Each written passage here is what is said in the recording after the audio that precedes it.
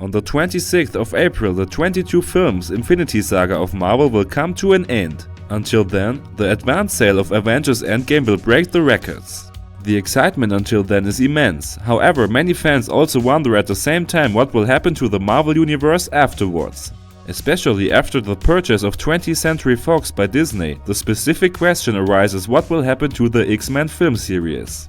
Many fans will be disappointed, as Marvel President Kevin Feige announced in an interview with IO9 that the next 5 years of the MCU are already fixed and that the X-Men won't have a place in it.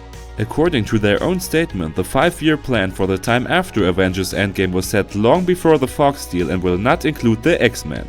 He promises, however, that the X-Men will definitely be taken care of, but only in a long time. The upcoming 2 movies, X-Men Dark Phoenix and New Mutants, will be the last 2 X-Men movies for a while. At the top of the agenda are the new Black Widow movie, Guardians of the Galaxy 3, as well as Deadpool 3. The superhero movie Shazam was just released in the cinemas. Nonetheless, a second part has already been confirmed.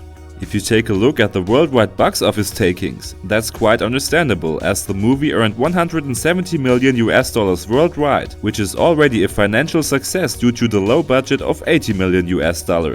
There isn't much information about the personal details yet, except that the scriptwriter Henry Gayden has been contracted.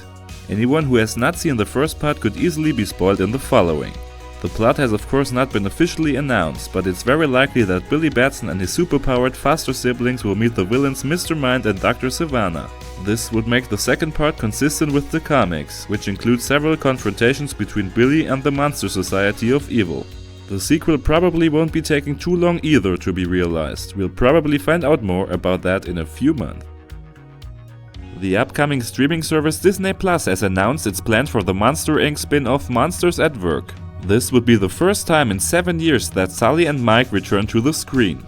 The plot of Monsters at Work will take place 6 months after the first film. The power plant discovered in the first film is supposed to use the laughter of children to drive the city of Monstropolis. The focus will be on the young mechanic Tyler Tuskman, whose greatest dream is to work together with his idols Mike and Sully in the laughter department of Monster Inc. The original dubbing actors of Mike and Sully, Billy Crystal and John Goodman, are back again. John Ratzenberger as Yeti, and Jennifer Tilly as Celia and Bob Peterson as Rose will also be part of the game, again.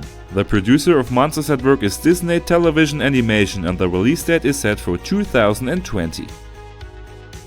The expansion of Apple's upcoming streaming service Apple TV Plus continues. After Hollywood stars such as Steven Spielberg, Reese Witherspoon and talk show legend Oprah Winfrey have already announced their collaboration, the legendary Stephen King will now also join Apple TV Plus.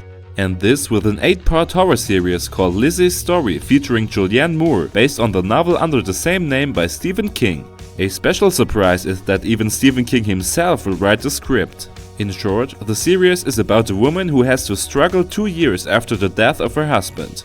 So you can be very curious what Apple will continue to announce until the release of the streaming service, because the content looks pretty competitive so far. Many American musicians already denied Trump the use of their music at Republican events, including Rihanna, Pharrell Williams and Axl Rose. Now another small scandal has arisen, as Warner Bros. Is now about to take legal action against Trump for unauthorized use of Batman film music.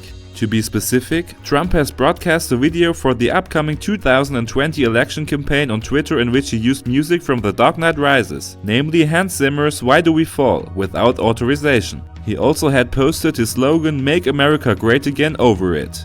A studio speaker commented, "The use of Warner Bros. Score from The Dark Knight Rises in the campaign video was unauthorized. We used the appropriate legal methods to have it removed." By the way, the video is now blocked on Twitter, and we will see how the small legal dispute between the US president and one of the largest film studios in the world will end. The upcoming Netflix series The Witcher, which is based on the books of the Polish author Andrzej Sapkowski, is now being filmed in Poland to the joy of many fans. Even though the Witcher video game series is set in a fictitious area, the scenery is very much based on the Eastern European Middle Age. And the Twitter channel Netflix Witcher shows us just how atmospheric the whole thing can look, with impressive shots of landscapes and castle ruins that could also come directly from the game. So the studio took the right step, and many fans will be grateful for the high recognition value. Whether the new series will be the sequel to the Game of Thrones saga that is about to end, as many fans of both series speculate, you can see for yourself on Netflix at the end of this or the beginning of the next year.